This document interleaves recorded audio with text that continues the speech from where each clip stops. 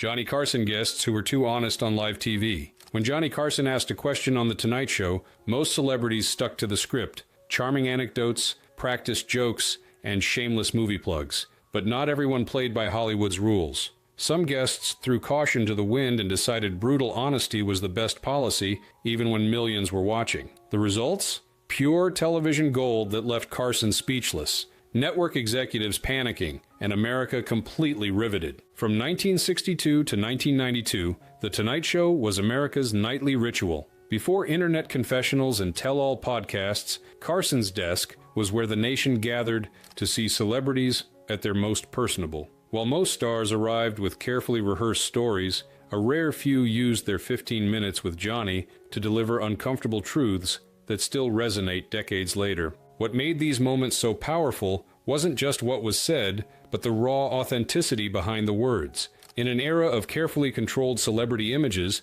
these 6 guests revealed something real, whether America was ready for it or not. Their candor created some of television's most unforgettable moments, and in some cases, changed the cultural conversation forever. So what makes a Carson interview truly shocking? It's when the carefully maintained illusion of Hollywood perfection cracks wide open, revealing the messy, complicated humans behind the glamorous facades. And nobody did this better than our first brutally honest guest. Admired actresses and indestructible of all of them. She's had 2 Oscars, 10 nominations. Numerous awards. She recently received the Legion of Honor Medal and the César Award from France. Would you welcome, please, Miss Bette Davis. 1. Bette Davis called out Hollywood's sexism to Johnny's face. In 1983, Hollywood legend Bette Davis sat across from Johnny Carson, cigarette in hand, with no intention of delivering the usual talk show pleasantries. At 75 years old, with decades of industry battles behind her, Davis had nothing to lose and everything to say about Hollywood's treatment of women, especially aging ones. Getting old in Hollywood? You might as well be dead, especially if you're a woman, she told Carson point blank, her voice carrying that unmistakable Bette Davis intensity that had made her a star nearly 50 years earlier. The audience's nervous laughter couldn't mask the uncomfortable truth she was serving. Carson, usually quick with a comeback, seemed momentarily frozen. This wasn't the softball conversation about her latest project he was expecting. They worship youth and beauty as if it's some kind of achievement, Davis continued,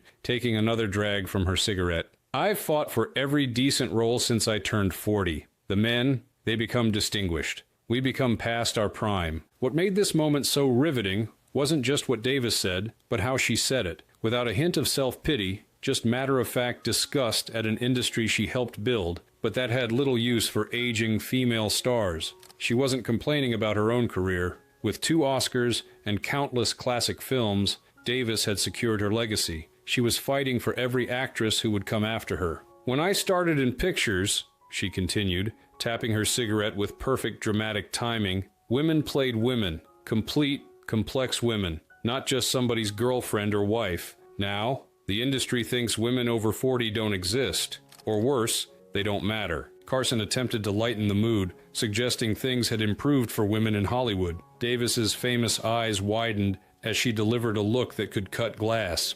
Improved? Johnny, that's like saying the Titanic improved because a few more lifeboats were added after it sank. She didn't drop names. She didn't need to. She dropped bombs about the double standard that had defined her later career, about the parts she'd lost to younger actresses, about the studio system that had both made and attempted to break her. Her criticisms weren't personal vendettas, but a systemic indictment of Hollywood's sexism and ageism decades before these terms entered the mainstream cultural vocabulary. What made Davis's honesty so remarkable was its timing. In 1983, few were having public conversations about Hollywood's treatment of women. Her willingness to use her platform to speak uncomfortable truths rather than simply promote her latest project showed the rare integrity that had defined her extraordinary career. But if you thought Bette Davis was unfiltered, wait until you see what our next guest did when the cameras started rolling. Comedian and most inventive, and I think extremely funny.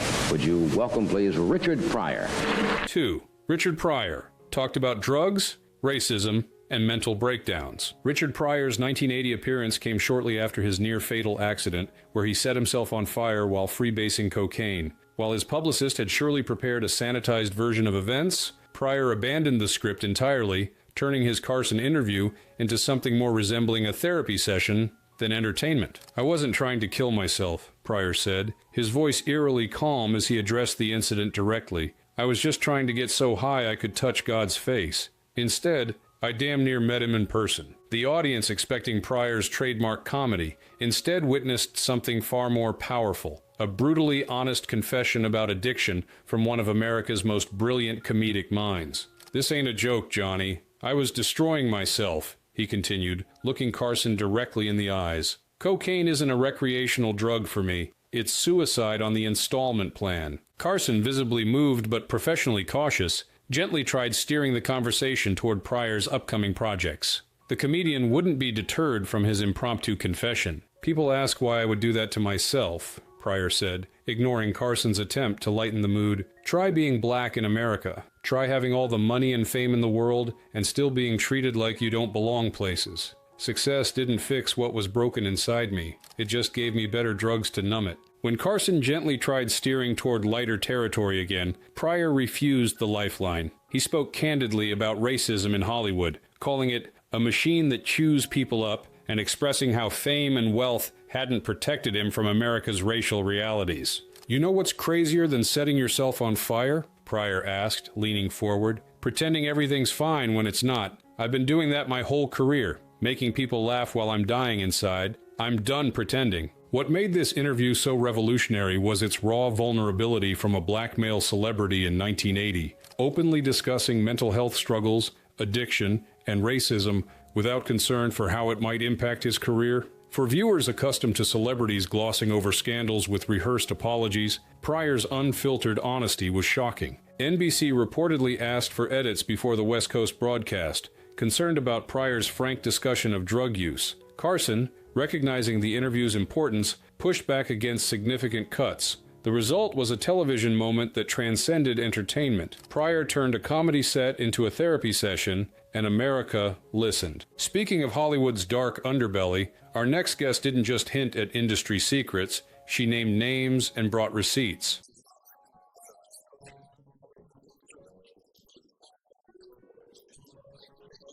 Three, Shelley Winters. Exposed affairs and studio sleaze. When Shelley Winters appeared on The Tonight Show in 1975, she brought more than just stories. She brought evidence and a determination to expose Hollywood's seedier side. Midway through what started as a standard interview about her latest memoir, Winters reached into her oversized purse and pulled out a worn bikini that immediately caught Carson off guard. "This," she announced, holding up the vintage swimsuit for the camera, "is what I wore when I screen tested with Ronald Reagan in 1949. Before Carson could steer the conversation back to safer territory, Winters launched into a detailed account of the casting couch culture that defined early Hollywood. "You want to know how young actresses really got parts in those days?" she asked Carson, who was visibly squirming. "Let me tell you about the producer who told me I'd get the role if I'd be nice to him. And by nice, he didn't mean bringing him cookies." The audience gasped as Winters casually dropped the names of powerful studio executives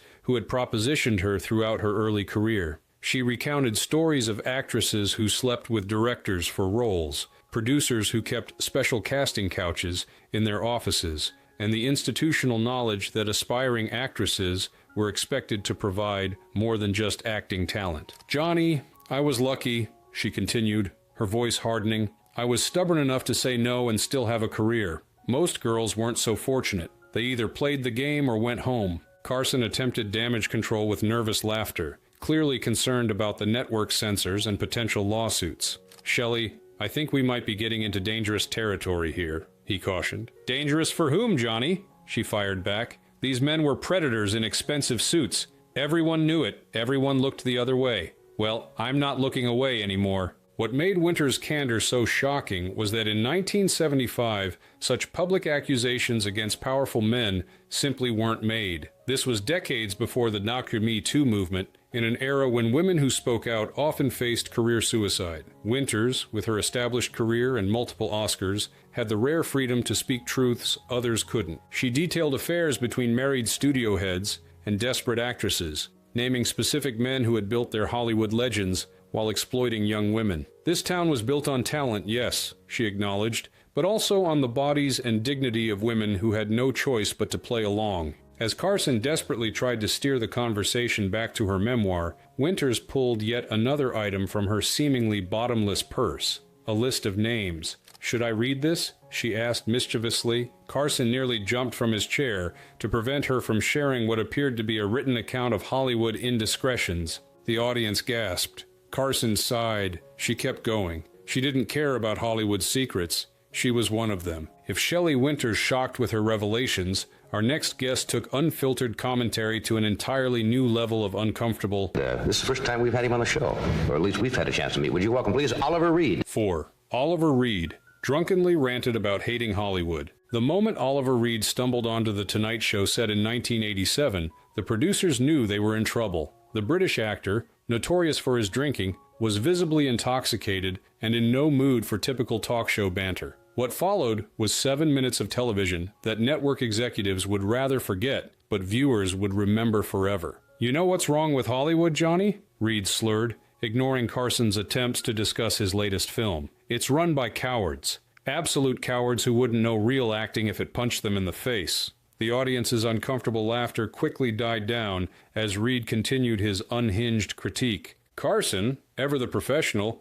attempted to salvage the interview by mentioning Reed's impressive performance in Oliver and the Three Musketeers. Reed dismissed the compliment with a wave of his hand that nearly knocked over his water glass. "Those films were decades ago," he growled. "Know why you can't mention anything recent? Because everything now is garbage. Pure garbage manufactured by accountants pretending to be artists." As the interview progressed, Reed became increasingly belligerent, his British accent thickening with each passing minute. "These directors today, they're all prostitutes," he declared, sloshing his drink dangerously close to Carson's desk. "They sell out their vision for whatever the studio wants, and the studios just want garbage that sells popcorn to idiots." Carson tried valiantly to redirect the conversation, asking about Reed's experience working with specific directors. This only provided Reed with more targets for his drunken criticism. "You mentioned Ridley Scott," Reed continued, naming the famous director. "Talented man, absolutely. But he's a slave to the system now, isn't he?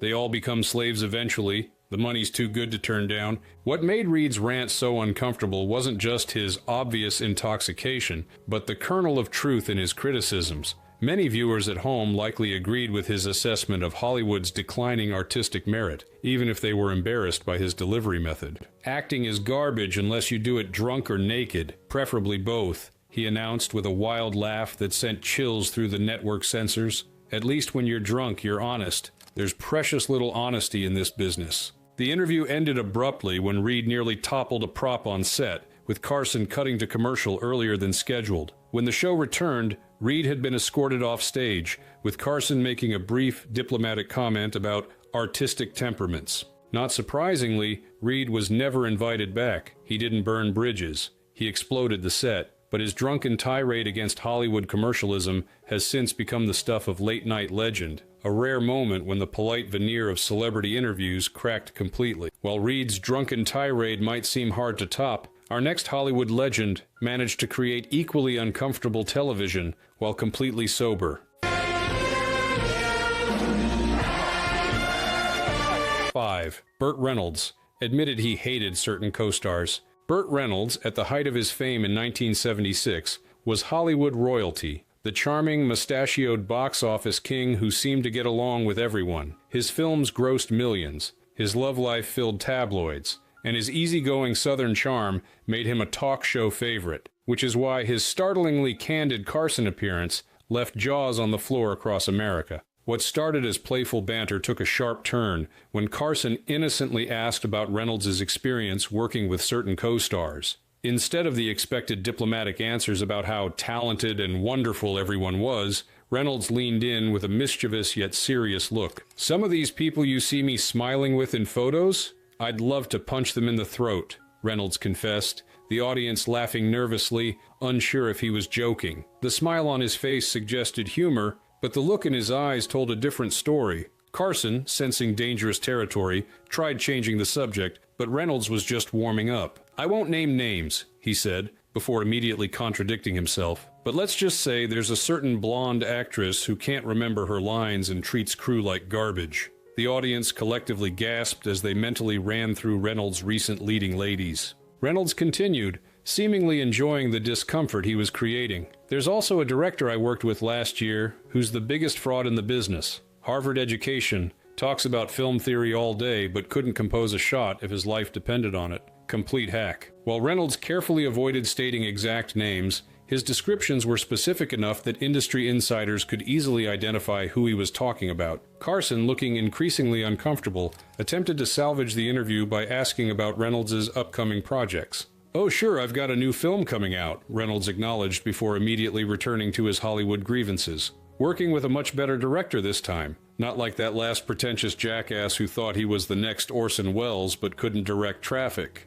What made this confession so shocking wasn't just Reynolds' willingness to criticize colleagues, it was his cheerful demeanor while doing so. He wasn't coming across as bitter or angry, just casually honest about the phoniness he encountered in Hollywood. "You know what drives me crazy, Johnny?" he continued, ignoring Carson's attempts to change the subject. "These actors who talk about their craft and process in interviews. It's acting, not brain surgery. Learn your lines, hit your mark, try not to bump into the furniture. All this method nonsense is just an excuse to be difficult on set." As Reynolds continued dropping thinly veiled hints about difficult directors and entitled co-stars, Carson attempted to pivot, but the damage was done. The normally affable actor had just broken Hollywood's cardinal rule: never publicly criticize your colleagues. What made this confession so shocking was that Reynolds didn't seem bitter. He was almost cheerful about his disdain for these unnamed colleagues. It was funny until it was dangerously close to real. His revelations pulled back the curtain on the manufactured camaraderie of Hollywood,